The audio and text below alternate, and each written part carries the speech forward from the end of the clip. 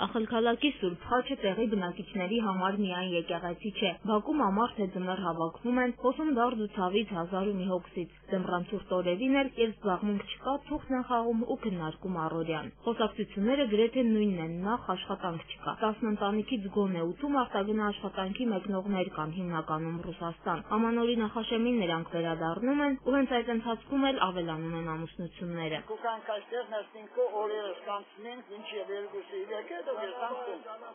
Շուրջը ինչ կայնանք են ուրիշ աշխատանք հալագից որ դուս կելնեք մինչև կհասնենք հայկական գրանիցը ուրեմն 4 ժամվակ է տա մեքենա ճանապարհները շատ վատ անտանելի է վատ մենք կուզենք որ այդ ճանապարհը հակի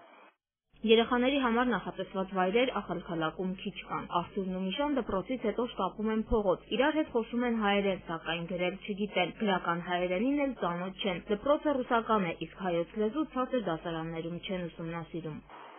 Հայոց լեզու չենք սովորում։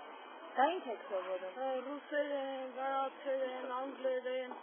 Վերջին տարիներին զբաղմունքի որևէ հնարավորությունից զրկված երիտասարդների համար միակ ստոփանքը հայկական խոշորագույն բարեգործական կազմակերպության Հայ օգնության միության աջակցությամբ ստեղծված երիտասարդական կենտրոններն են։ Հիմնական նպատակը տեղի երիտասարդության, Ջավախի երիտասարդությանը հանրասիրական ոգով դաստիարակելն է, համախմբելն է նրանց ազատ ժամանակը